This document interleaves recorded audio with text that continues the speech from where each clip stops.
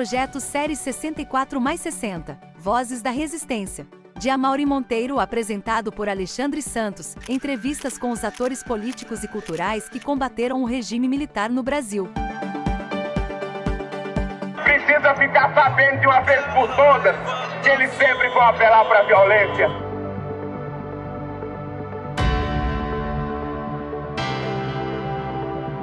O canal Arte Agora defende a verdade, memória e justiça.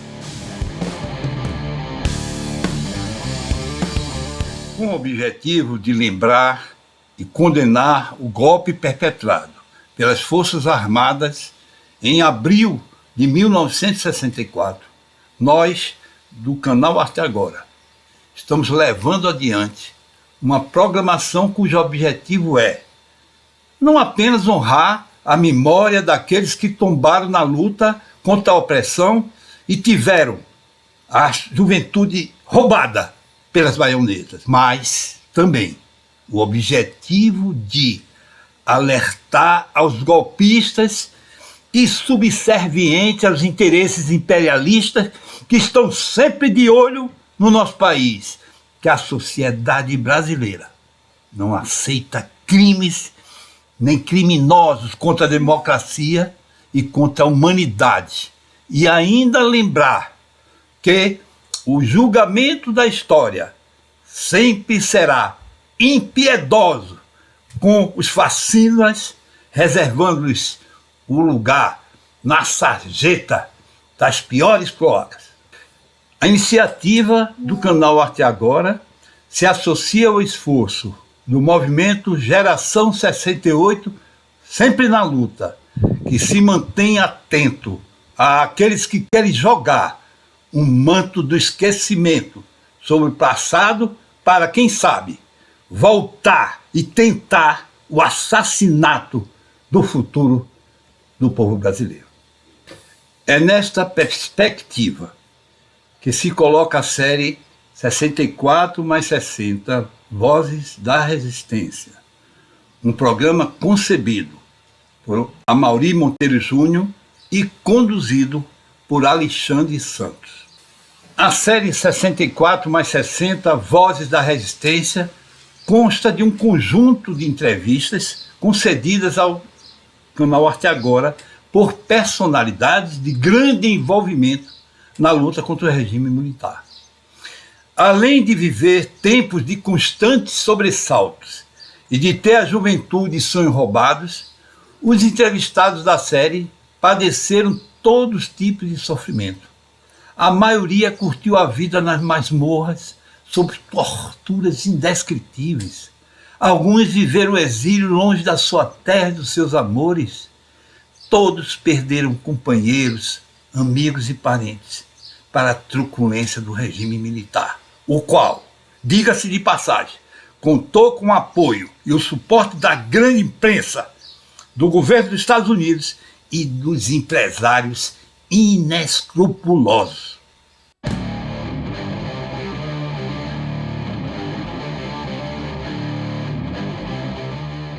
Nós vamos dar prosseguimento à série 64 mais 60 Vozes da Resistência, com a conversa com Eliette Ferrer.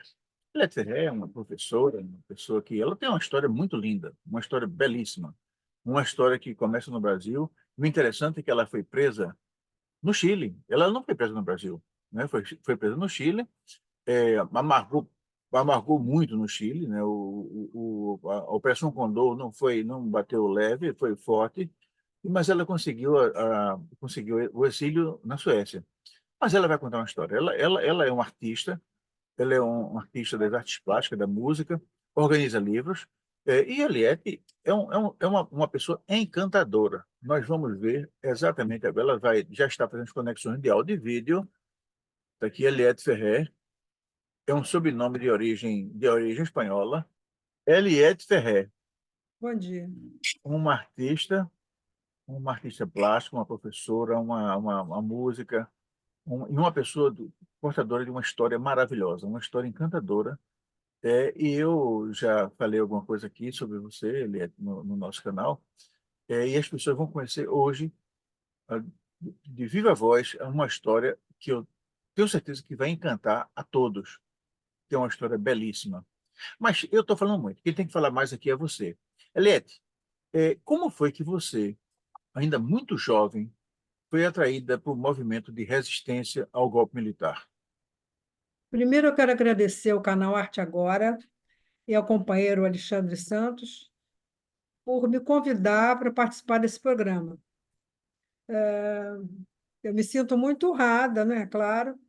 É um prazer, além do mais, é um prazer para mim. Eu sou um ser falante, eu falo até demais, então tem que ter cuidado com a minha incontinência verbal. Mas é isso, a vida é essa, a gente vai seguindo, né? Como é que eu participei? Eu entrei para a resistência e comecei a aparecer, a frequentar a esquerda quando eu fiz pré-vestibular. Eu tinha 17 anos, então eu fiz pré-vestibular para História, e aí conheci o pessoal todo de esquerda e me apaixonei, porque eu sempre fui de esquerda. Eu sou canhota, então eu já nasci de esquerda, um problema na minha família muito conservadora. Então, eu apanhei muito para escrever com a direita, para comer com a direita, mas resisti. Né? Eu, aos 18 anos, comecei a aprender a escrever com a esquerda. E hoje eu só escrevo com a esquerda. Portanto, eu escrevo com as duas mãos. Mas eu sempre tive aquele problema de não escrever com a esquerda. Aí eu estava fazendo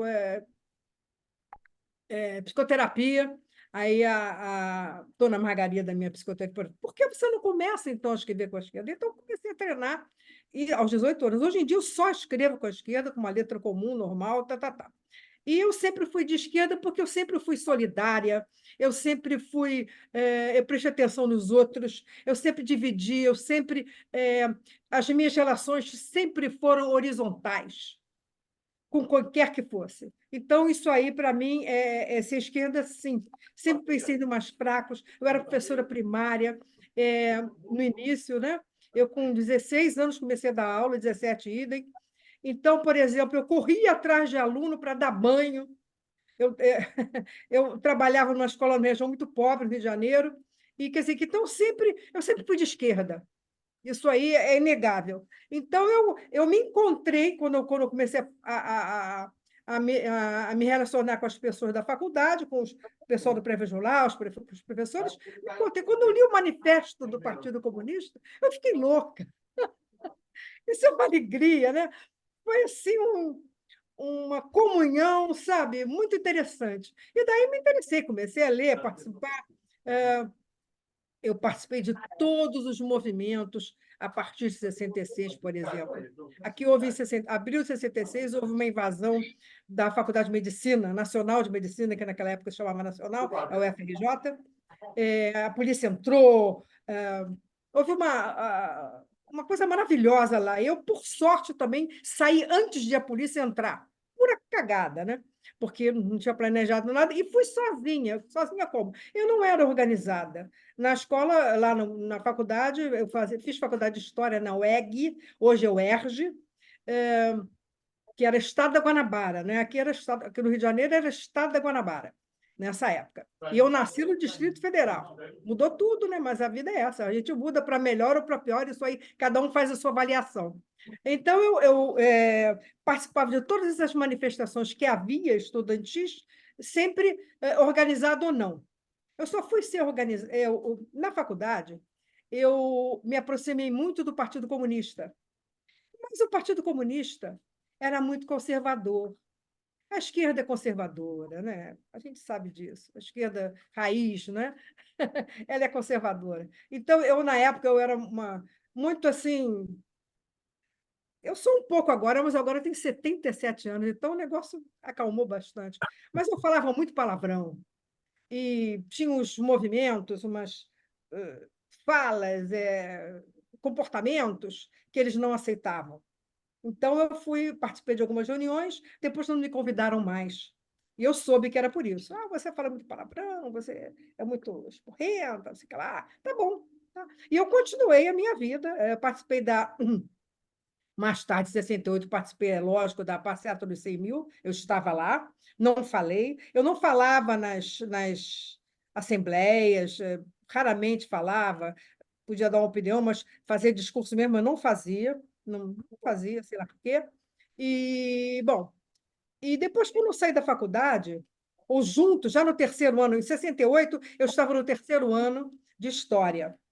Em 68, eu saí de casa, dos meus pais, porque o ambiente era muito complicado para mim. Então, eu sempre digo que eu cortei as amarras. Cortei as amarras, eu saí daquela gruta do Platão, fui ver a luz, né? Não aguentei aquela escuridão, fui ver a luz verdadeira, entre aspas, que você nunca sabe o que é verdade, o que não é, né? Isso aí é sempre discutível. Mas eu saí daquela gruta e fui viver a vida, fui morar em coletivos, e nós tínhamos, então, fundamos um grupo de música. Eu era cantora, era um grupo chamado Equipe Mercado.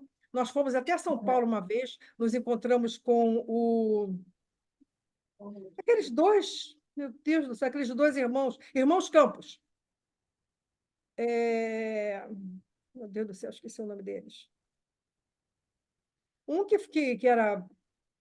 fazia textos sobre música, o outro que fazia textos de tudo, poesia concreta, pessoal de poesia concreta. Meu Deus, como é que eu vou esquecer o nome deles? Mais tarde eu lembro. Mas então nós encontramos com eles. O nosso grupo era um grupo de vanguarda mesmo. Nós fazíamos o que se chamava na época manifestações no palco, que na época usava-se a palavra em inglês happenings, né?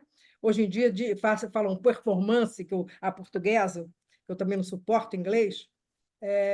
Então, nós fomos ao Festival de Cataguases, uma vez. Cataguases é uma cidade em Minas, fomos expulsos do festival por imoralidade. Não havia moralidade, mas a sociedade conservadora, nós fomos para a polícia, uma confusão danada. E por aí afora. Mais tarde, eu me liguei à LN. Eu era apoio logístico da LN.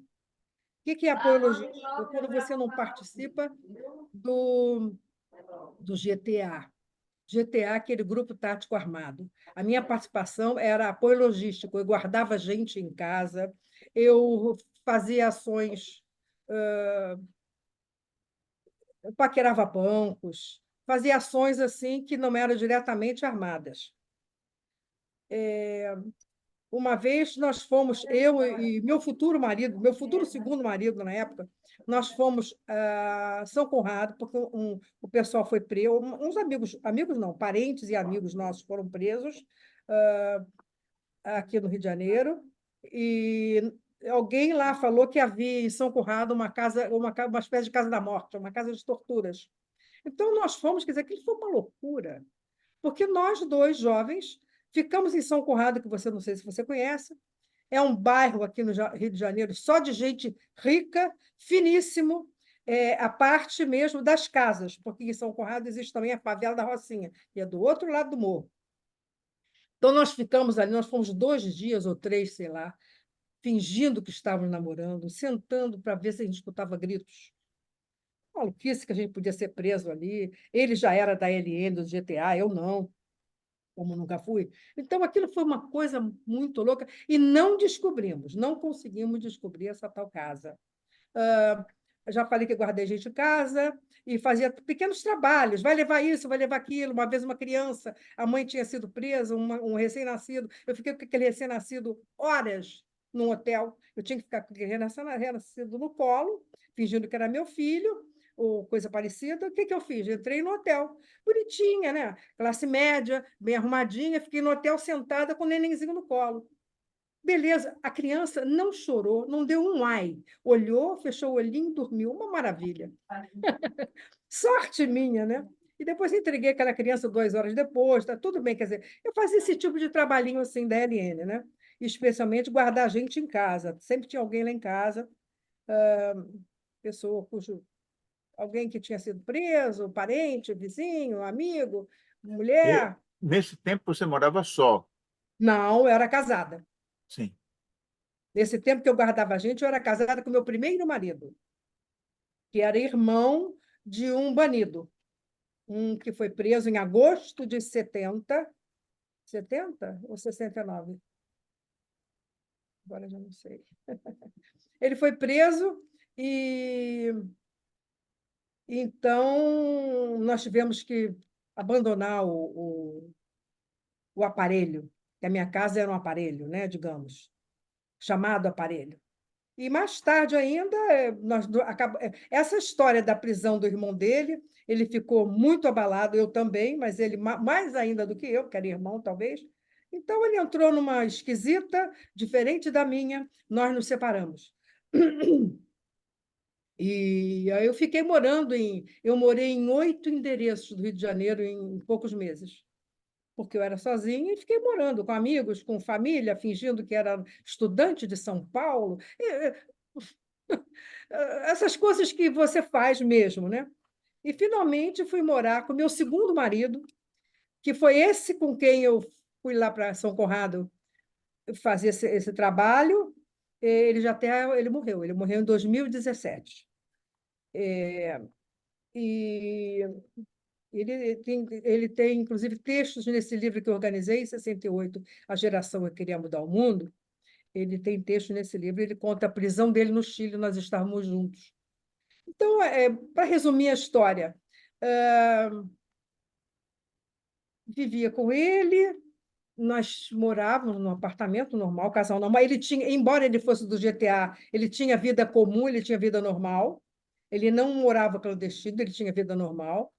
E era jornalista do Correio da Manhã, até que ele foi designado para cobrir a chegada do Stroessner, aquele ditador presidente do Paraguai, que chegou ao Rio de Janeiro em 73, em março de 73, abril de 73. Ele foi designado, o nome dele, então, foi para o SNI, era um nome comum, Luiz Carlos Guimarães, havia 8 ou 7, sei lá, Luiz Carlos Guimarães no Brasil, foram fechando, chegaram a ele, porque ele morava no Flamengo, etc., aquela coisa, todo mundo fechou, ele foi preso na saída do Correio da Manhã, e aí foi um horror, porque ele foi muito torturado, foi levado para o BAN, um horror que aconteceu, né? Eu só fui encontrá-lo meses depois, no DOPS. Quem vai para o DOPS é porque acabou a sessão de tortura. Ele foi para o DOI-CODE. Quando o encontrei, eu não o conheci, de tão machucado que ele estava. Hematomas, deformado o rosto, cheio de pontas de cigarro nas mãos, nos braços, queimado, né? Muito torturado. Então, eu acho que eu pulei um pedaço aí. Ele, então, foi preso, mas a família da mãe dele conhecia um general, que foi muito legal. Esse general conseguiu, ele, quando fosse primeiro, o general manteve ele vivo, não mataram, porque ele era uma pessoa do GTA e da LN. A polícia tinha ódio de todas as organizações, lógico, mas tinha muito ódio da LN por causa do Marighella, por causa das ações da LN no Brasil inteiro. A LN era uma organização que atuava no Brasil inteiro, não só aqui ou não só ali. No Brasil inteiro tinha ação da LN. Então, era muito odiado. Mas então esse general conseguiu que ele, depois que chegasse no DOPS, ele fosse libertado, entre aspas, para esperar julgamento em casa. Então, no dia que ele saiu, no dia seguinte nós entramos na clandestinidade. Eu e ele entramos, é lógico. E aí fomos para o Chile. Isso foi em que ano? 73. 73. Junho de 73. Quer dizer, o presidente já era o Geisel. Médici ainda, né? Certo. Perfeito. Médici. A vida era muito dura, Médici. Eu sempre eu trabalhava, professor, eu larguei tudo, e ele, claro, tinha que largar mesmo, porque ele era jornalista. Nós fomos, então, de carro para São Paulo. Eu só falo as pessoas que já morreram, as outras eu não falo, porque eu não posso falar, mas as pessoas que já morreram eu falo. Eu agradeço muito ao Oscar Simões, que foi o meu primeiro sogro, que também era um cara de esquerda. ele velho, ele tinha uns 60 anos, ele foi nos levar a São Paulo de Fusca, nos deixou na rodoviária.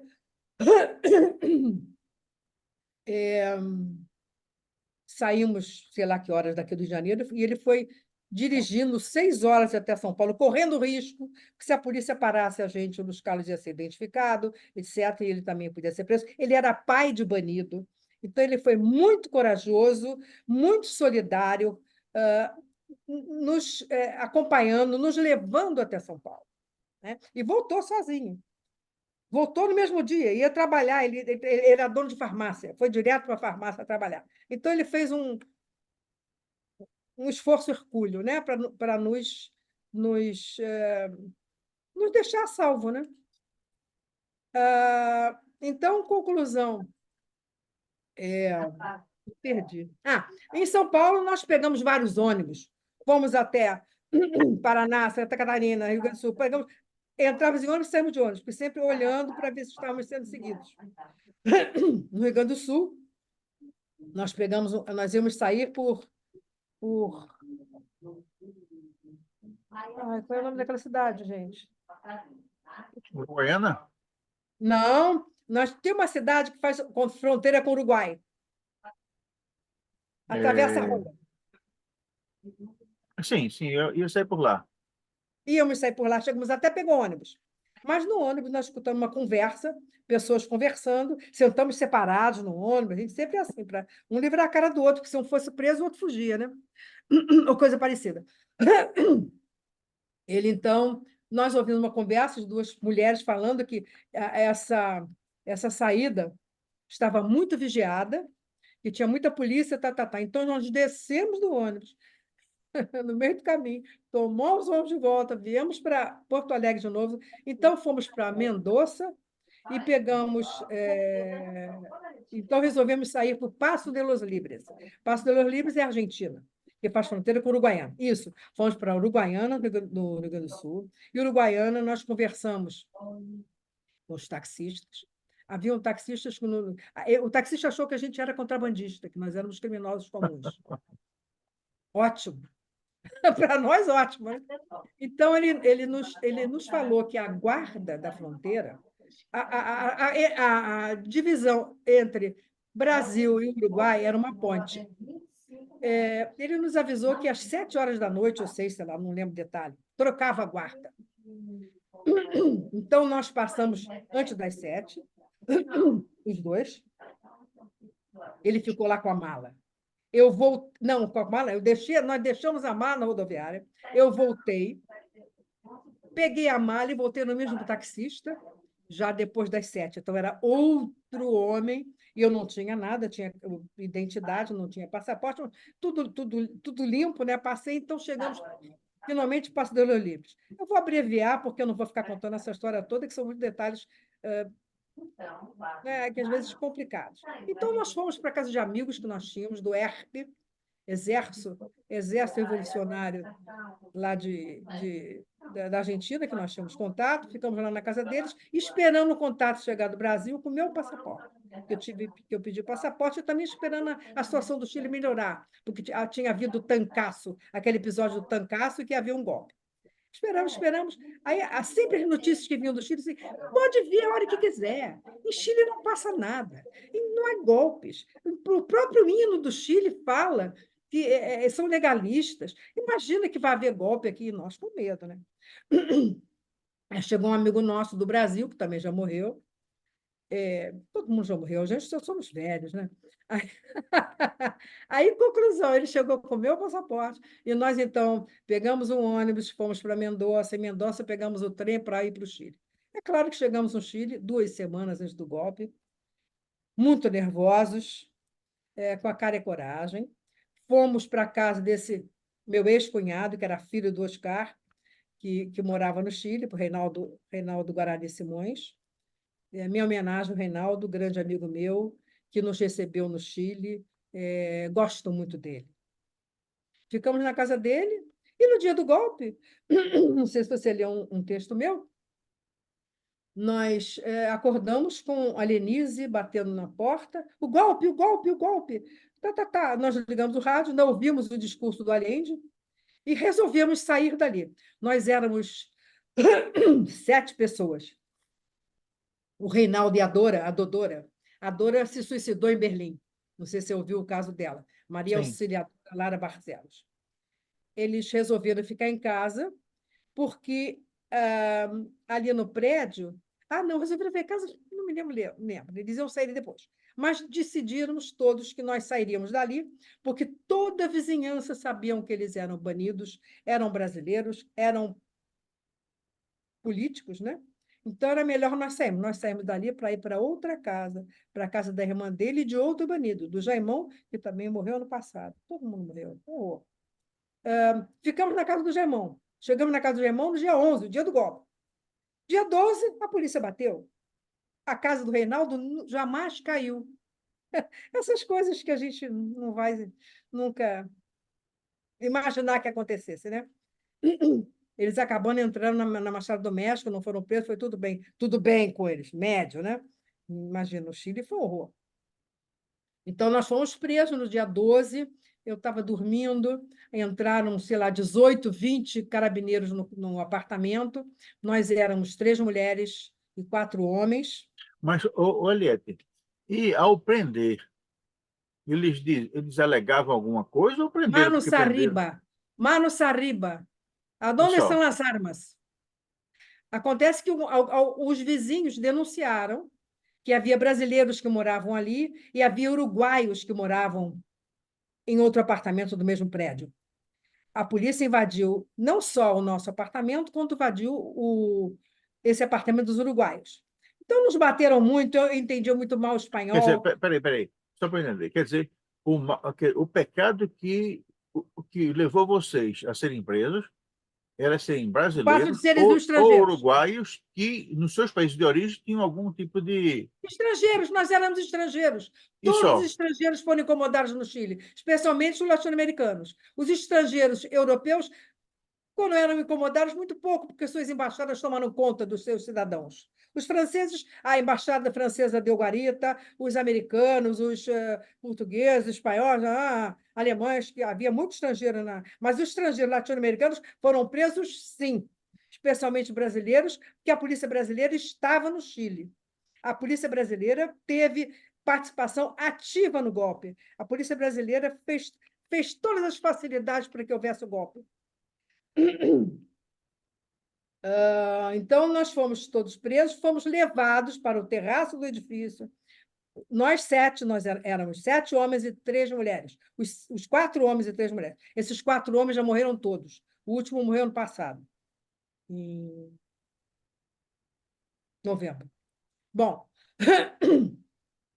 pelotão de fuzilamento, serão fuzilados. Aí nós ficamos em fila, assim, aquela fila sempre a sempre fuzilado. Você imagina o que isso acontece na cabeça de você, né? Na sua cabeça. Você vai ser fuzilado, vai morrer naquele momento. Então, mas aquela plaque. Nada. Eles fizeram isso 3 vezes. Eu estou viva, então não nos mataram, mas fizeram esse terrorismo com a gente. Nós saímos lá despedaçados. Imagina. Então, eles levaram os homens para não sei para onde, os carabineiros levaram os homens, e as mulheres nos voltaram a casa. Eles queriam abusar sexualmente de nós. Isso nós constatamos depois. Eles levaram para casa, a porta havia batido quando nós chegamos, então nós não tínhamos como entrar. Aí o carabineiro-chefe, o capitão Galhardo, ele tirou um molho de chaves enorme que ele tinha no bolso, foi experimentando chave por chave, até que ele conseguiu abrir. Conseguiu abrir, nos separou em 3 cômodos diferentes. E nesse momento, eu entendi o que significa tremer de medo. Nós fomos colocados, já te falei, em quartos diferentes. Eu estava num quarto, quem estava me interrogando era um guardinha, um rapaz jovem do Exército, que só ficou ali tomando conta de mim, e eu tremia como vara verde, porque todo mundo, você é medo, né? Medo é medo. Quem tem medo, né? Então, para disfarçar o tremor do corpo inteiro, o que você faz? Encosta na parede. porque a parede tem um apoio que você treme menos. Foi um horror aquilo.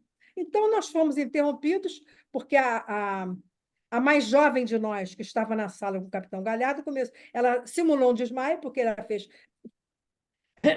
com que ela tirasse a roupa, e quando ele avançou nela, ela fingiu que desmaiou. Ele, naturalmente, não estava acostumado com aquele tipo, ele ficou nervoso, resolveu terminar a operação. Então, conosco, comigo e com a outra, eram duas cunhadas minhas. Não aconteceu nada, com essa terceira aconteceu isso. Não vou contar mais detalhes. Eles foram embora e nós ficamos desesperadas, as três, no apartamento, sabendo que eles disseram que a gente estaria em prisão domiciliar, que não poderia sair de casa. É claro que nós saímos, nós ficamos mortas de medo. Nós fomos procurar a Nazaré, que também já morreu. A Nazaré era exilada política, era uma das 70, muito solidária, era mais velha que a gente. A Nazaré, acho que tinha 40 anos, nós tínhamos 20 e poucos anos. A Nazaré, a gente era considerado a Nazaré uma velha. Quer dizer, hoje eu com 77, o que eu seria? Bom, mas é isso. Nós fomos procurar a Nazaré nos levou à Cruz Vermelha. Na Cruz Vermelha, nós fomos identificados. A polícia levou meu passaporte. Identificaram, e voltamos para casa, mortos de medo, não sabemos o que íamos fazer. Nós fizemos, então, uma nova revista na casa, e nós já tínhamos escondido tudo, nós levamos bolsas de livros para jogar fora. Eles queriam armas, eles não encontraram uma arma que havia na casa, e eu, que fazia artes plásticas, consegui esconder. Eu sabia trabalhar com gesso, havia um buraco na banheira, do lado de fora, a arma foi escondida ali, junto com o manual de guerrilha da Coreia, porque o Jaime tinha feito treinamento na Coreia, então tinha esse livrinho. Imagina se eles encontram isso, eles tinham matado a gente. Então, a minha sorte de saber fazer essas coisas, mas nós voltamos para casa e fomos só limpar a casa, né, com os livros, etc. E nisso chegou o Simões, o pai da Lília, chegou lá, quando abriram os aeroportos, ele chegou para nos proteger. Aí, quer dizer, foi assim, abriram os refúgios, nós fomos para o refúgio. Eu e a Lília, a mais velha. A outra voltou com o Simões para o Brasil, no que voltou foi presa. Era Médici, né? Então, era o Carrasco Azul Médici, o Carrasco Azul Médici, nós chamávamos de Carrasco Azul. Então, isso aí. Depois, lá em Padre Hurtado, nós fomos para o refúgio de Padre Hurtado. Lá nós éramos cerca de 400 estrangeiros latino-americanos. Havia Sim, de tudo. por favor. Mas os rapazes estavam presos ainda no estádio.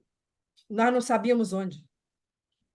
Eles tinham sido levados, eles primeiro foram para o estado de Chile e depois que foram para o estado nacional. Antes de nós irmos para o refúgio, nós íamos diariamente na porta do Estádio Nacional levar roupas, escova de dente para eles. Todos os dias a gente entregava isso à Cruz Vermelha chilena ou internacional. Eles jamais receberam isso. Não sei para onde iam essas coisas que nós levávamos. Havia mais listas pregadas o estádio, na porta do estádio, tinha uns pilotis. Nesses pilotis havia listas. Eu ia lá, lia aquela. Nunca encontrei os nomes deles nas listas. Muito terror, você pode imaginar o que a gente passou, né? Eu não estou contando detalhes aqui. Olha, deixa eu te falar. Eu só estou falando disso de uns 6 anos para cá.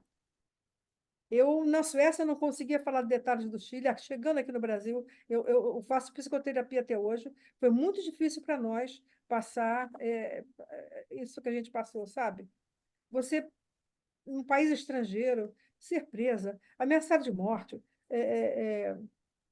Todos os estrangeiros eram perseguidos lá no Chile. Foi uma coisa de louco. Olha, o Pinochet é uma pessoa, eu nem sei dizer, aqueles guardas, o golpe foi uma coisa muito sangrenta. Eu cansei de ver cadáveres nas ruas, sabe? Pessoas machucadas. Olha, é uma coisa horrível. O Chile foi um episódio terrível da minha vida. Eu posso com certeza dizer que foi a pior fase da minha vida. Olha que eu passei por poucas e boas. Mas o golpe do Chile, a estada no Chile, foi um terror. Lá em Padre Hurtado, como eu estava falando, nós éramos tipo 400 refugiados ou futuros refugiados. Nós estávamos lá esperando. Esse refúgio Padre Hurtado, ele tinha a bandeira da ONU, da Cruz Vermelha Internacional, da Agência Internacional, sei que lá, vários Conselho Mundial de Igrejas, havia várias entidades internacionais que estavam protegendo o refúgio. Mas nós não tínhamos segurança nenhuma, porque o Pinochet fez o golpe que ele quis, matou quem ele quis, prendeu, etc. Então, é isso aí. Esse episódio é muito interessante, porque nós estávamos lá, quando a Cruz Vermelha Internacional conseguiu entrar no Chile, chegou lá no Padre Hurtado, um senhor que era da Cruz Vermelha Internacional, o nome dele era Alemã, ele era casado com uma brasileira, ele era ruivo, baixinho. Eu digo baixinho porque eu era alta. Hoje em dia eu sou encolhi toda, né? Mas eu era altinha, magrinha. Eu jamais passaria na rua como chilena. Eu era morena, alta, bunduda, porque o chileno não tem bunda nem peito, né? Que os chilenos me perdoem. Mas as mulheres chilenas raramente têm bunda. Mulher brasileira tem bunda arrebitada, né? É normal isso, né? Então, eu não passaria por chilena jamais, andando na rua. A gente evitava ir à rua. É claro que eu não tinha cabelos brancos. Onde é que eu parei? Padre Hurtado. Chegou esse senhor, ele chegou dizendo que o meu passaporte tinha sumido, você tinha falado que os policiais levaram meu passaporte. Mas aconteceu o seguinte, o meu companheiro, Luiz Carlos Guimarães, esse que era da LN, quando esse grupo, os 4 rapazes, foram para uma carabineria, quer dizer, seria uma delegacia. Eles ficaram no chão, deitados. Ele conta isso tudo no episódio desse livro que eu organizei. Ele fala 45 dias no Estado Nacional. Eles ficaram lá horas deitados no chão, as policiais pisavam. Bom, até que chegou um momento que eles ficaram em fila, havia, segundo ele, uma mesa cheia de passaportes, os caras abriram e entregando os passaportes às pessoas. Aí o cara abriu o passaporte, Eliette Ferrer, ele falou, eu. Pegaram, deram para ele. Não abriram o passaporte, não viram que era de mulher, e como eles eram, não sei, Eliette não é um nome muito comum, né? Eles não sabiam se era mulher, se era homem, se era nada. Entregaram o passaporte a ele, ele escondeu o passaporte durante todo o tempo no Estado Nacional, não sei como. Ele tinha uma caixinha, ele era asmático, ele tinha um estojo de asma, de couro, muito bonitinho, elegante. Ele era asmático. Então, ele, quando foi preso, levou o estojo, porque ele toda hora usava aquela bombinha, era bombinha mesmo. Hoje em dia, aqueles negócios mais práticos, né? Mas isso era uma bombinha. Então, ele tinha esse estojo, ele guardava essa caixa, e nesse estojo ele botou embaixo do forro o meu passaporte. Então, meu passaporte ficou com ele esse tempo todo. Quando o Alemã chegou lá no estádio, ele deu o passaporte ao Alemã. E o Alemã, quando chegou no Estado Nacional, lá em Padre Hurtado, ele chegou, eu tenho uma coisa aqui para vocês, é um passaporte. Ninguém imaginava que fosse aquilo. Aí ele abriu o passaporte, quem é Eliette? Aí eu falei, sou eu. Aí ele me deu o passaporte, eu, caraca, eu agarrei ele, sabe? Eu sou muito espontânea, beijei ele, ele ficou vermelho com o camarão, horror, pedi desculpas, mas ele viu que eu estava eufórica, fiquei feliz da vida, quer dizer, primeiro porque o Luiz Carlos estava vivo, nós não sabíamos se eles estavam vivos ou não, né? E segundo porque eu recuperei a minha identidade, entre aspas. Então foi isso, nós finalmente fomos para Sim, a mas Suécia. e aí uma perguntinha. E o Luiz Carlos ficou sem passaporte ainda? O Luiz Carlos não tinha passaporte, ele estava, eu esqueci de falar, ele estava com nome falso. Ah, Ele era sim, Pedro sim. Paulo de Souza. Sim, sim. Ele foi preso com nome falso, ele saiu do Chile com nome falso e entrou na Suécia com nome falso. Só na Suécia que ele pegou o passaporte sueco para Refugiado. estrangeiros, refugiados. Uhum. E esse meu passaporte é um passaporte maluco. Tem até uma. Eu não tenho comigo, que é uma embaixada, o confiscou. Mas ele era um passaporte sem saída do Brasil, sem entrada em lugar nenhum. Porque. Então, ele valia até 75. Em 75, eu conto isso no livro, tem um episódio chamado Passaporte para o Mundo. Em 75, eu cheguei na Embaixada Sueca, quero renovar meu passaporte. Aí o cara olhou para mim, tá. Meses depois eu fui lá, não, não, não. Aí, conclusão, descobri que meu nome estava numa lista de pessoas não gratas que o Brasil não reconhecia como cidadãos. Então, ele confiscou meu passaporte, mas depois de eu encher tanto o saco desse embaixador, você não pode imaginar, eu sou muito tenaz. Eu enchi o saco do homem. Ele deu o passaporte e falou assim: pega esse passaporte, vai viajar pelo mundo e vai tentar renovar. Se você conseguir, parabéns. Porque onde tem essa lista, você não vai conseguir. E foi o que aconteceu. Eu fui em 5, 6 países. Aí eu não, mas eu já era mais esperta. Eu não dava o passaporte. Eu mostrava, aí o cara, tá, deixa aqui. Aí eu sabia que não tinha lista. É assim por diante. Até que eu me vesti. Isso foi em 75, parece que eu sou louca, eu sou. Aí eu fui finalmente para Paris, não consegui, claro, e resolvi. Nós fizemos uma reunião na Bélgica. Fala. Sim, por favor. Eliette, naquela época não havia União Europeia. Como é que você saía de um país e ia para o outro sem Trem, passaporte? trem. Ah, pegava o trem, não tinha Você problema. por trem, a Europa não precisava. E eu tinha documento sueco. Eu tinha Ah, documento sim, sueco. certo, certo. E eu também não mostrava nada, porque ninguém pedia nada nas viagens de trem.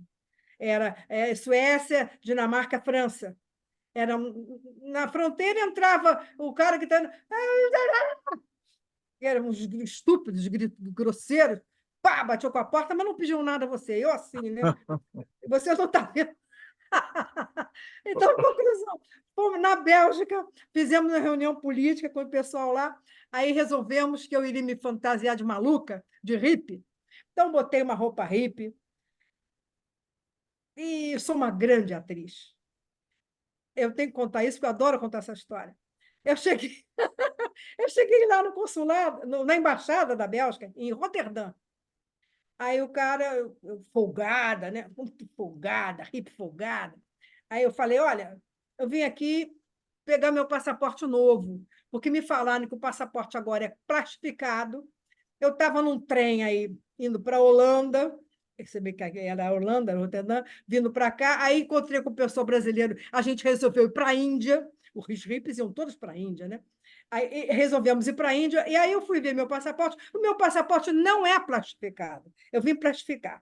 Quando eu fui ver isso, eu vi que o meu passaporte está vencido. Ele vencia e eu, puxa vida, isso era mês de junho.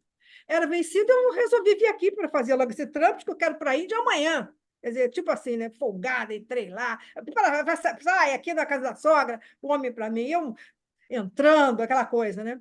Toda vestida de hippie, saia comprida, e naquela época o hippie era roupa meio rasgada, e eu tenho que rir porque essa parte é muito engraçada. Aí o homem ficou puto comigo. O seu passaporte está vencido? Que história é essa? Deixa eu ver. Aí eu mostrei ele o passaporte. Aí ele falou assim, que o passaporte vencia em julho de 75. Aquilo era 76, se eu não me engano. Mas era junho. Ele falou assim: o seu passaporte não está vencido. Ele vence daqui a um mês. Aí eu cutuquei ele. Ô, meu irmão, olha o ano, meu irmão. Ele puto comigo, olhou o ano. O teu passaporte está vencido. Eu estou falando isso há horas contigo, porra. Sabe, ele mal pra caraca. Um horror. O cara acreditar que eu era idiota. E ele acreditou, ele entrou na minha história. Eu falei tão displicente. Eu entrei, ele botou para fora, que não é a casa da sogra. Aí me perguntou: e o que você tem feito esses dias? Eu estou por aí viajando. Aí ele perguntou: onde é que você trabalha? Você trabalha? Tipo, você está me ofendendo perguntando se eu trabalho, né? Não falei isso, mas dei a impressão. Eu trabalho? Eu trabalhar? Que isso? Não vai mandar dinheiro, né? Olha, eu fiz você pode imaginar. E o cara acreditou, ele não foi às listas. Era uma, digamos, segunda-feira, ele mandou ir na quarta lá. E eu fiquei com o cu na mão, mas fui lá na quarta. Aí cheguei lá, o passaporte estava lá. Aí me deu o passaporte, eu ainda pedi o velho, ele não quis me dar o velho. ele, o que que foi no primeiro dia? Ele tentou fazer alguma coisa, eu falei que... No dia que ele disse que ia me dar o passaporte, aí eu pedi o velho de volta, eu vou ficar com ele. Não, senhor, o senhor mesmo falou que é muito problemático andar sem passaporte na rua, eu vou ser presa, Deus me livre de ficar sem passaporte. O senhor me convenceu, eu não vou deixar o passaporte com o senhor. Foi ótimo, com você, eu não esperei jamais, senhor, você. Então, isso aí foi uma coisa maravilhosa. Eu recebi meu passaporte de volta, saí, fui ali direto para o telefone, cantar o hino nacional para todo mundo que eu conhecia ouvir. Já estou que eu era brasileiro de novo, né? E aí foi, quer dizer, esse episódio eu acho muito interessante, porque isso aí é diferente, né? É uma coisa pitoresca que aconteceu comigo. E aí eu resolvi ter. Eliette, e depois desse processo todo, você, com esse seu jeito irreverente, você nunca teve vontade de ligar para ele, para esse cavalheiro, para passar na cara? Não, não tive, É, não. Eu soube, inclusive, que ele era primo não vou falar o nome que está vivo, de um dos refugiados lá da Suécia, que soube da história, é? dizia, Então é meu não. primo, aquele filho da puta. Eu não ia fazer isso, não ia fazer isso, não, não tinha, não ia, Não, não. o primo dele fez. Hein? O primo É, dele fez. mas eu É não uma sou história revanchista, maravilhosa. eu não sou revanchista. E aí você já estava. Não, mas a questão é revanchismo, na questão é que realmente merece. Sei lá, eu Sim, não mas faço aí isso. você já estava com. Você saiu de Roterdã já com seu passaporte. Mas aí você já estava. Sim, mas nós não. Pelo que eu estou Eu me pulei vários, recordando, vários. Eu quis contar esses é, fatos pitorescos e pulei mas muita coisa. você ainda estava no Chile. Não, Não, tava, o meu, não, isso aí não, não, não, não. O isso aí passaporte é foi. depois. Ah, Mas tá. eu queria saber o seguinte: quando você saiu do Chile junto com seu marido? Ou um saiu e A depois saída saiu? do Chile para o pessoal que estava no Estado Nacional, eles tiveram preferência. Então, nós fomos antes dos outros. Houve não sei, uma lista, né, das pessoas que iriam para a Suécia. Nós pedimos ir para a Suécia, França e Suíça. Nós preferimos ir para a Suécia, porque na Suécia nós teríamos possibilidade de estudar. Nós queríamos estudar. Então fomos para a Suécia. Primeira vez que nós saímos, nós só nos encontramos uma vez lá no Chile. O pessoal que estava empadurtado foi levado até ele. Finalmente, depois, sei lá quanto tempo, eles foram para o refúgio chamado São Francisco, que era um refúgio com a bandeira da Suíça. Eles foram para lá. Então nós, as mulheres dos homens, fomos levados lá para visitá-los, entre aspas, porque a gente ficou na rua e eles apareceram na janela. Eu não reconheci o Luiz Carlos, e depois de 40 e tantos dias sem comer, ele estava pele e osso, era uma caveira. E aí eu conheci para abrir, mas quer dizer, eu saí de lá, né? Porque eles passaram malíssimo, né? Claro. E nós depois fomos nos encontrar de fato no aeroporto, quando nós quase embarcamos no avião, nós íamos entrar, alguém perguntou se o avião, onde é que o avião faria escala? Faria escala no Brasil, Rio de Janeiro. Nós voltamos todos, uma confusão danada. Como é que o pessoal da ONU vai botar a gente no avião que ia parar no Rio? A gente ia ser todo mundo preso, é claro. E aí voltamos, então houve um outro voo, que, se eu não me engano, foi no dia 15 de novembro, sei lá, isso, foi no dia 15 de novembro mesmo. Nós fomos nesse voo que teve N paradas, mas fomos ali que nós nos encontramos pela primeira vez nesse avião. Então, chegamos na Suécia, fomos a um refúgio na Suécia, em Alvesta, no sul da Suécia. A gente chamava de acampamento ou campo de concentração, que não era, né? Mas a gente já escolado, a gente falou isso, depois fomos para Estocolmo, fomos estudar na Sim, Universidade de mas Estocolmo. lá na Suécia, a recepção foi uma recepção calorosa, uma recepção Melhor tranquila, né? impossível. Uhum. Melhor impossível.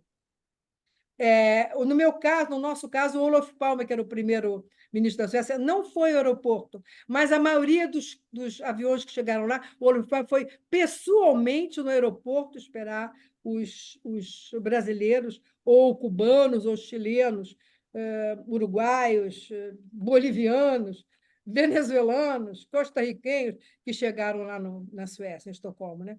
Mas foi uma recepção maravilhosa. Nós fomos para um hotel em Estocolmo, depois nós pegamos um ônibus e fomos para essa cidade em Alvesta. Foi ótimo, ficamos lá até fevereiro, janeiro de 74, quando nós fomos, então, para Estocolmo, né? Viver a nossa vida em Estocolmo. O governo sueco nos deu tudo: apartamento, móveis, apartamento mobiliado. Foram nos levar numa loja, nos deram banho de loja.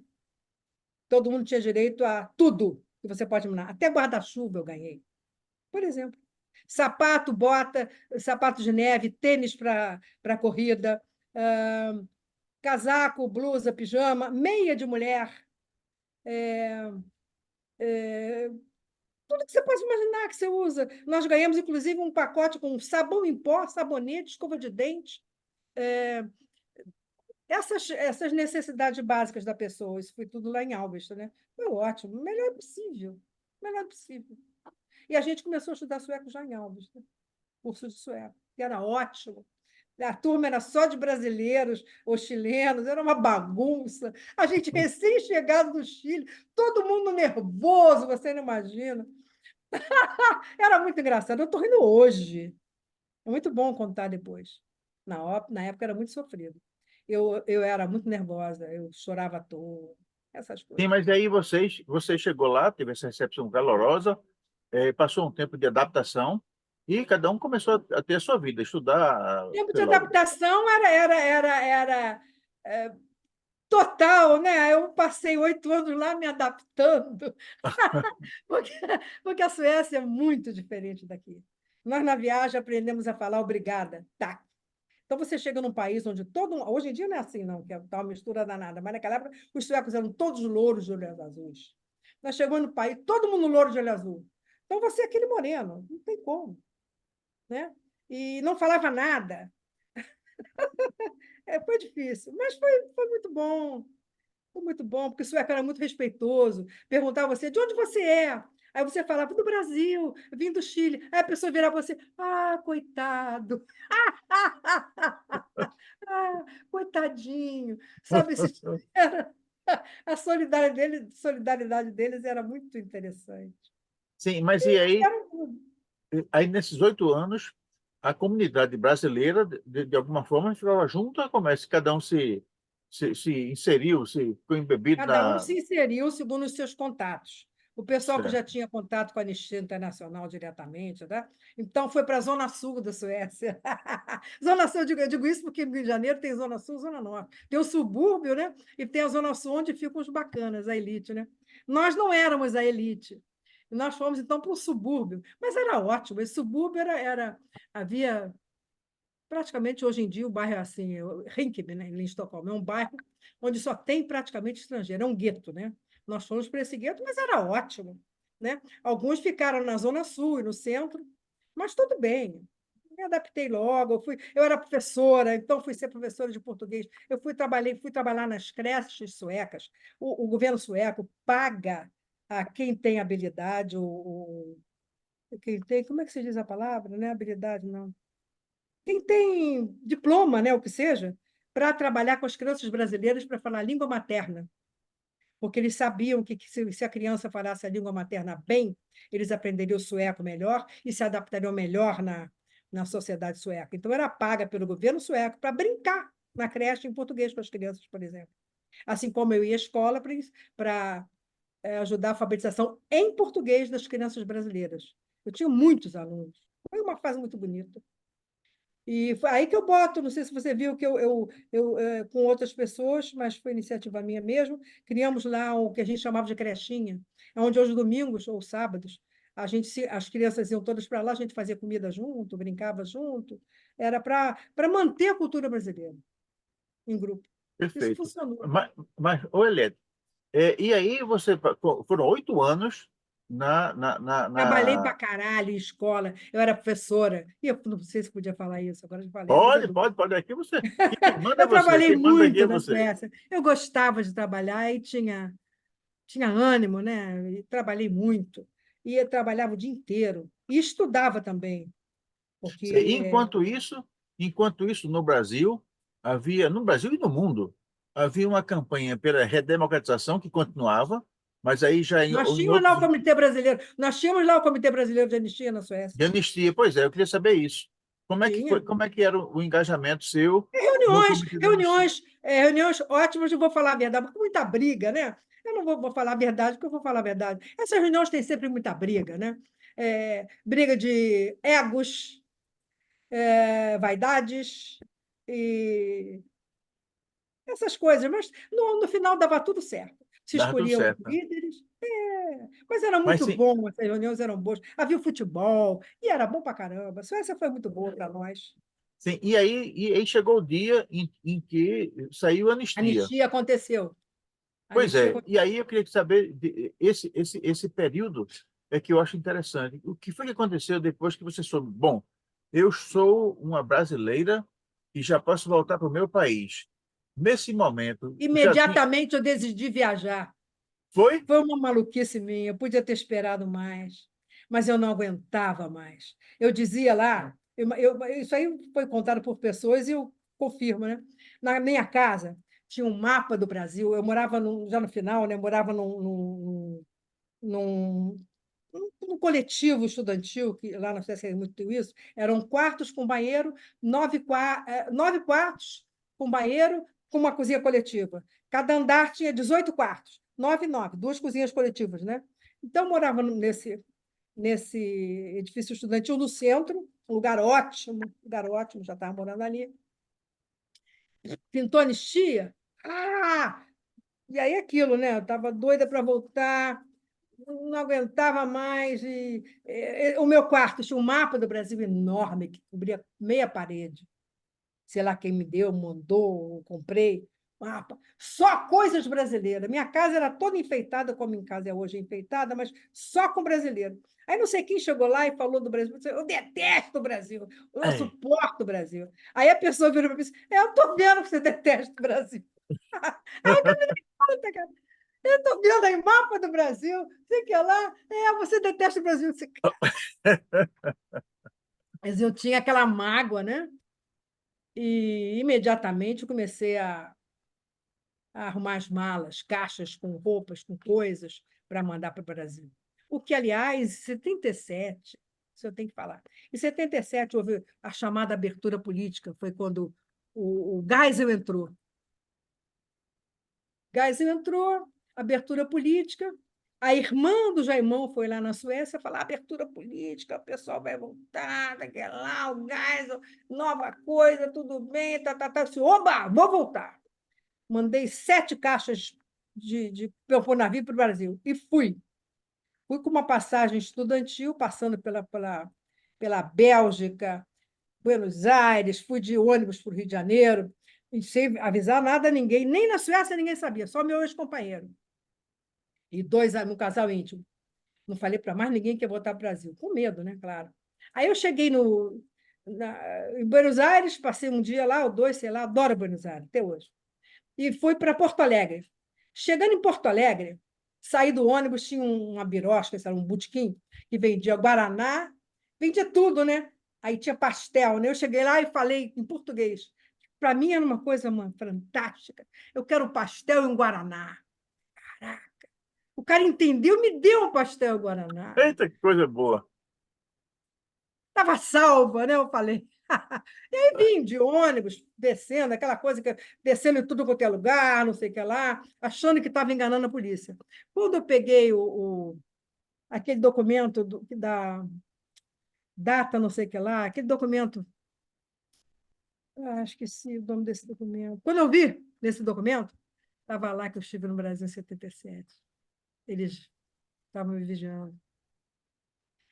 Qual é o nome daquele documento? Esqueci o nome desse documento que Uma tinha, cara. espécie... Quando você pega os seus dados, para anistia, você tem que apresentar esses dados. Sei. Data não sei o que lá, do governo.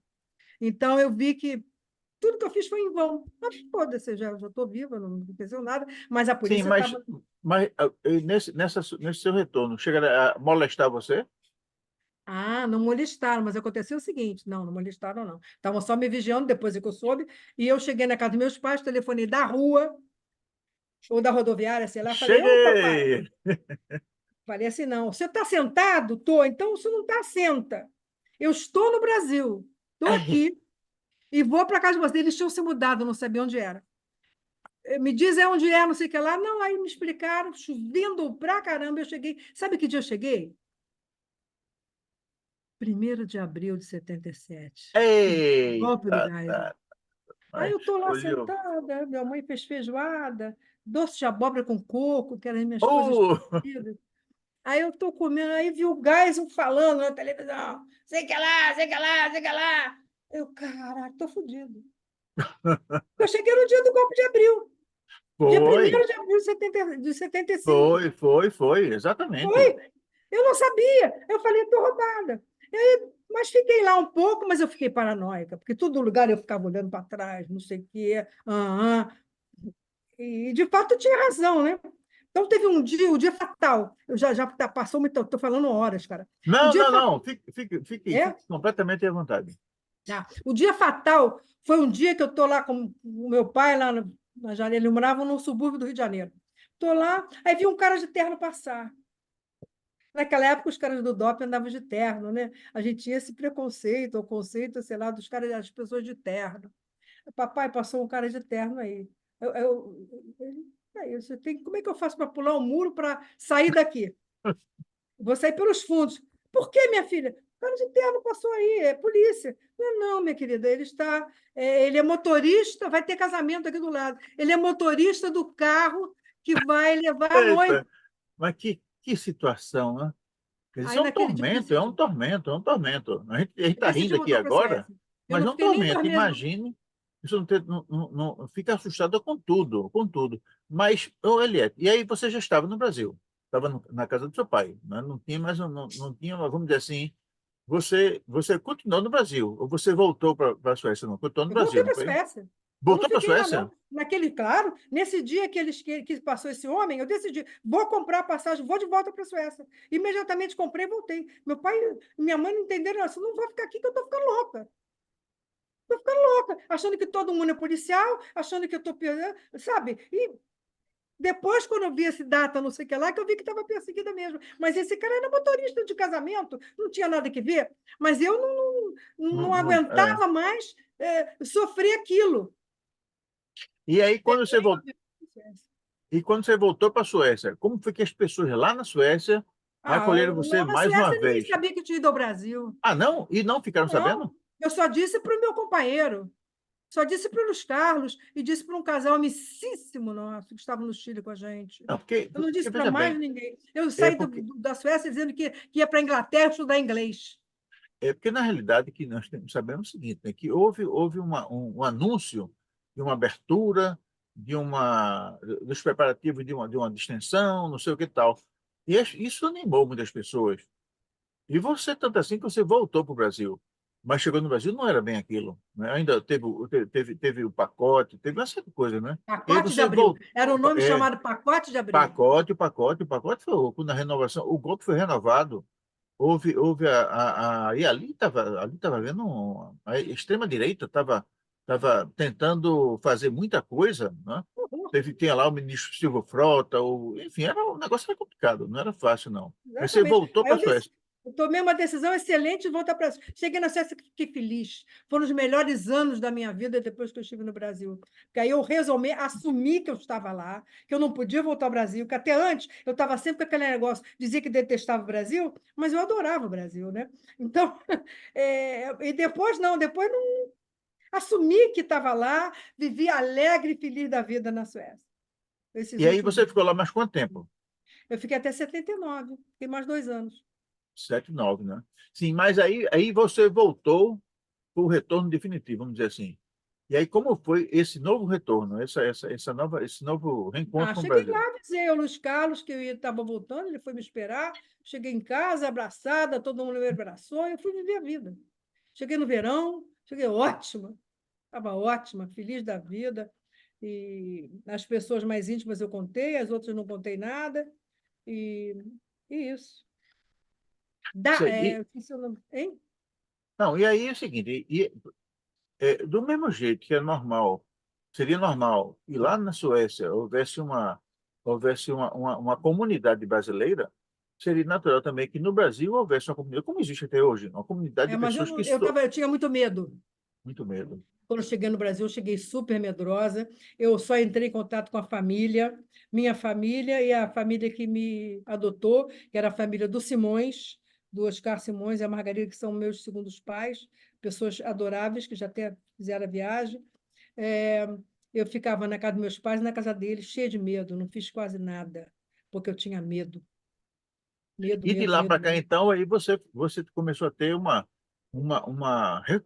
retomou a vida. Eu E aí minha vida, fui dar minha você aula, fui a trabalhar, fui dar aula, fui ver as festas. Lá na Suécia tinha muita festa, adorava festa, e festa para angariar fundo para encher, festa para isso, festa daquilo, ótimo. Eu adorava festa, como eu gosto até hoje, de gente, então eu realmente vivi nesses 2 últimos anos. não, Vivi sem preocupação. não, me refiro quando você voltou ao Brasil. E aí você Não, eu retomou. vivi na Suécia de 77 a 79, essa época. Não, eu digo, quando você voltou ao Brasil, então você se reencontrou com a vida no Brasil. Aí, em 79? Tem, a partir de 79. A 79 foi ótimo, todo mundo voltou, os anistiados todos voltaram, entre aspas, né? Muita gente voltou. Então, eu só saía com anistiado. A gente não conhecia, né, as pessoas, e aí foi conhecendo aos poucos. Havia manifestações pela anistia, havia manifestações pelas pessoas que estavam voltando no aeroporto. E aí fui levar minha vida, né? Fui levar minha vida. Entrei com processo para ser anistiada nos. Eu era professora do Estado, entrei com processo e era professora do Estado e tinha também um colégio particular. Mas esse colégio particular, sei lá. Mas eu entrei com processo de anistia para ser reintegrada ao serviço público pela lei de anistia e fui trabalhar no Estado. Foi ótimo. Aí entrei no Brasil. Cheguei ao Brasil, finalmente. Chegou, né? Olha, e É. o livro? Ah, pois é. Esse livro foi realmente a grande façanha da minha vida. Que está ao contrário aí. Esse livro ele saiu a partir de um grupo chamado Os Amigos de 68, que eu devia ter falado no início, mas fiquei falando da minha vida, que é bobagem, mas tem eventos pitorescos. Esse livro foi criado quando nós tínhamos um grupo chamado Os Amigos de 68, que tinha tipo 400 pessoas, era um grupo de internet, era um grupo virtual. Nós mandávamos mensagens, naquela época não tinha celular. Então, é um grupo que agregava ex-militantes políticos do mundo inteiro e do Brasil inteiro. Tinha gente do Paraná, Amazonas, Ceará, Pernambuco, tinha muita gente aí de Pernambuco no grupo, tinha gente de Mato Grosso, Minas, São Paulo, porra, gente do Brasil inteiro e do Canadá, França, Suécia, Estados Unidos, Portugal, Espanha, tinha gente do mundo inteiro nesse grupo, os Amigos 68. E esse grupo foi criado por mim e por uma companheira que já morreu, Beth Miller. Nós criamos esse grupo numa madrugada, numa correria danada, porque nós tínhamos sido expulsos de um outro grupo, que eu considero elitista, um grupo muito elitista, que você, não sei se você sabe, na própria esquerda tem problemas de classe, tem, até hoje. E nós fomos, um grupo enorme foi expulso de um grupo que tinha regras, sei lá que regras. Naturalmente, nós tínhamos infringido aquelas regras, porque nós éramos alegres. Eu sou uma pessoa alegre, festeira, eu adoro rir, eu sou bem-humorada pra caralho. Sabe, o humor é grátis. Então, acho que isso incomodou muita gente. Nós fomos expulsos, não sabíamos, porque eles extinguiram um grupo, e antes de extinguir esse grupo, uma semana antes tinham criado um outro grupo só daquela panelinha elitista. E nós, quando soubemos, criamos de um dia para o outro, de madrugada, esse grupo chamado Os Amigos de 68, e todo mundo veio ao nosso grupo, é um grupo enorme.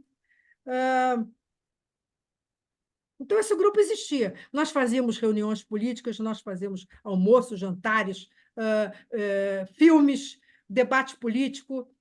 Nós criamos um monte de coisa que você não pode calcular com esse grupo, os Amigos 68.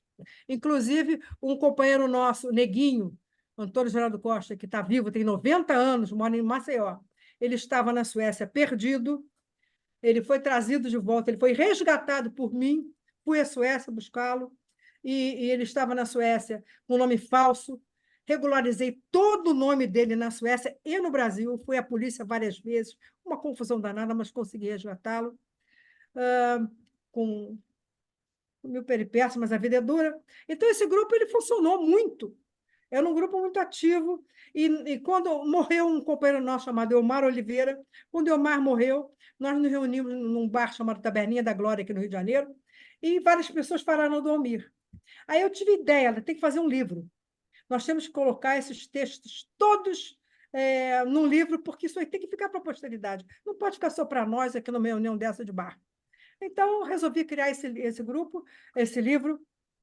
Havia uma comissão do grupo nesse livro, e essa comissão serviria para escolher os textos que entrariam e não entrariam no livro. No final, todos os textos, eu resolvi que todos os textos entrassem. Essas reuniões era impossível haver, porque cada um podia, não podia, não podia, e eu tinha aquela ideia, tem que fazer esse livro, reunir textos, eu ligava para as pessoas, insistente, porque as pessoas não querem escrever os textos. Eu mesmo, o meu texto, eu levei 5 anos escrevendo meu texto, um texto que se chama Passaporte para o Mundo. Você tem esse livro, 68? Não, não tem, não. Eu vou mandar para você, vou mandar virtual, ou se você quiser mandar que eu dê... Se não tem alguém que vem aqui no Rio, eu posso mandar o livro mesmo, mas eu... Tá ótimo. O livro manda o livro mesmo por alguém que venha para o Ceará, ou que venha do Ceará para cá. Não, você é Pernambuco, que venha de Pernambuco. Que então eu vou buscar, eu vou pessoalmente buscar. Mas vem, você é bem-vindíssima, vem almoçar na minha casa. Bom, Tá certo. é claro. Eu vou te mandar, de qualquer forma, um livro virtual. Nesse livro tem 100 autores, 170 textos. Todo mundo que mandou texto, o texto saiu. Eu vou falar uma coisa que eu quero que você corte. Foi mandado um texto de um pessoal da LN com uma ação horrorosa. Todo mundo era muito jovem. Não devia estar falando isso aqui. Esse texto ele foi censurado por mim e pelo meu companheiro, o Léo, porque era um texto que a direita já denigre nós, a direita já fala mal, a direita combate, a direita fala tudo que pode falar da esquerda. Então, quando nós não vamos dar arma para essa gente, eu não acho que essas nossas mazelas, as nossas feridas, nós não temos que falar para a direita, porque eles podem se aproveitar disso. Então, havia um texto que não era... que dava muito papo para essa coisa. Então, o único texto que não saiu. Todos os textos outros saíram no livro. Então, não havia por que ter essa comissão. E eu que bancava, eu telefonava para as pessoas, enchia o saco. Já fez o texto, não fez o texto? Eu conheço a tua história, por favor, escreve. Isso não pode ficar só entre nós. Os nossos tataranetos, bisnetos têm que saber. Nós já sabemos que houve essas histórias todas, mas esse livro é para a posteridade, é para o futuro, que ninguém faz ideia das coisas que nós passamos. Você tem que idade, Alexandre? 70. Você é novinho. Obrigado. Mas as pessoas não têm ideia das coisas que nós passamos. E muitos nós nem falamos porque não queremos falar, porque nos faz mal, sabe? Bom, então, conclusão. Consegui 100 textos. O Jair de Souza fez a capa. Eu já tinha entregue o projeto do livro em vários lugares, engavetaram, não sei o que lá. Aí houve uma oportunidade. O Julinho, que era companheiro nosso, ele era da ala vermelha, ele tinha sido preso com o Tarso Genro. E o Tarso Genro era ministro da Justiça. Ele conseguiu com o Tarso Genro que a gente conseguia publicar esse livro. Então, eu fui encaminhada, entreguei o processo, já era o Paulo Abrão, presidente da comissão, e, quer dizer, esse livro saiu publicado pela Comissão de Anistia, Projeto Marcas da Memória, na presidência do Paulo Abrão. E houve muita festa. Eu viajei o Brasil inteiro fazendo o lançamento do livro, fazendo discurso, dando discurso. Foi ótimo, ótimo. Muita gente sabe desse livro, outras pessoas não sabem, porque é assim mesmo, o Brasil é muito grande, tem muita gente. Mas esse livro foi uma das coisas melhores, mais edificantes que eu já pude fazer da minha vida. É uma coisa geral, uma coisa, história para o mundo, para o Brasil, para a população. É muito bom esse livro. Eu tenho muita alegria, alegria demais em ter trabalhado nesse projeto. É isso, eu não sei mais o que eu vou falar do livro. Não, eu tenho somente agora uma pergunta, né? Falando sobre o livro, que fala sobre esse Brasil contemporâneo. Nós sabemos que existe ainda algumas renitências e relutâncias em reabrir os processos que podem levar à Nós punição. lutamos pela abertura dos arquivos, nós lutamos pela comissão de mortes aparecidos políticos, nós achamos um absurdo essa comissão estar engavetada, que ela já existia. O Bolsonaro, não devia nem falar o nome dele, apaga essa parte, eu não gosto de falar o nome desse homem. Um homem aí que foi presidente do Brasil, ele vetou, ele cortou, ele sei lá, acabou com essa comissão e agora nós lutamos para que o governo Lula abra de novo essa comissão. Nós precisamos que as pessoas saibam do que aconteceu. Porque quem não sabe do que aconteceu não percebe que a direita, que as pessoas que não gostam de gente, não vou dizer direita porque é chato, as pessoas que não gostam de gente, o poder econômico, o chamado mercado que não faz nada, que vive de lucros, tá? A essa gente não interessa a história do Brasil, não interessa saber quem lutou e quem não lutou pela democracia, né? Então, quer dizer, nós temos que lutar para que isso tudo seja sabido, debatido e combatido, né?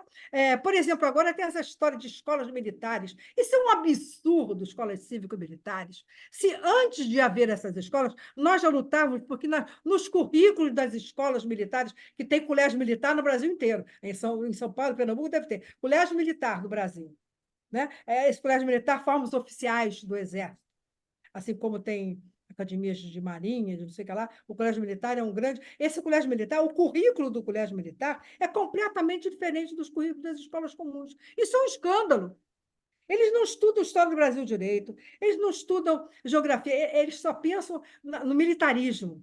Então, quer dizer, se antes desse governo retrógrado, desse governo neofascista, acabar criar essas escolas cívico-militares, nós já combatimos os currículos das escolas militares do Brasil inteiro. Então, nós agora temos muito mais motivos para combater esse militarismo. O militarismo não está com nada, nós temos que pensar em educação e saúde.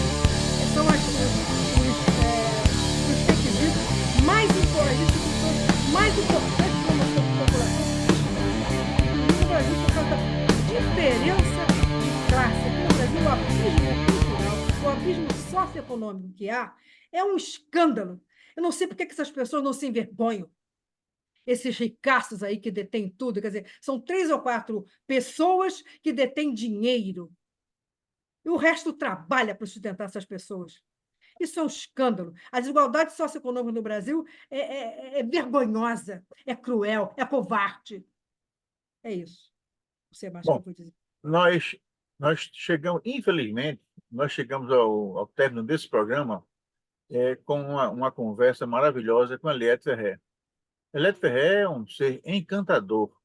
Obrigada. Ela consegue contar coisas muito duras, com um jeito muito especial e muito bem-humorado. Eu quero dizer, Eliette, que eu estou muito feliz de ter conversado com você e aqui que sua presença vai tornar a nossa série 64 mais 60 Vozes da América, Vozes da Resistência, idealizada por Amaury Monteiro Júnior e conduzido por mim, muito mais completa. Eu agradeço, não falei o nome, desculpe, não falei o nome do Amaury no início. Agradeço muito ao Amaury por ter me indicado, a você por ter aceito, e esse canal, por Arte Agora, de me proporcionar a minha fala, que eu não sei se eu não falei coisas tão importantes, mas falei coisas íntimas, que também é muito importante, né? Coisas pessoais. Né? As pessoas falam muita teoria é lindo, mas a coisa afetiva, eu dou muito valor afetivo. Tá? Nós somos velhos, o que nos resta? O afeto. O afeto nos resta. Eu faço aqui na minha casa encontros semanais, ou às vezes quinzenais ou mensais, dependendo do que for. Eu chamo de encontros bíblicos. O que é encontro bíblico? Pão e vinho. E queijo. Eita. E queijo. Então, eu reúno aqui em casa 15 pessoas, mais ou menos, para bater papo. Falar o quê? Qualquer coisa. afeto. Sabe, o afeto é o que nos segura na face da terra. A face da terra é dura, especialmente o país neoliberal como o Brasil é. Olha, essa diversidade, esse abismo socioeconômico, você não sabe como isso me faz mal. Me faz mal aos brasileiros que não têm consciência, mas a mim me faz muito mal conscientemente. Desculpe se interromper. Agradeço ao Maurício de novo, agradeço a você e agradeço ao canal Arte Agora. Muito obrigado, um abraço a todo mundo, um beijo para você, Eliette. Acho que esse nosso programa é um programa espetacular. Eu estou adorando. Um abraço Com a você, um certeza. beijo. Muito obrigada e Até saúde logo. para todos. Tchau, tchau. Obrigada.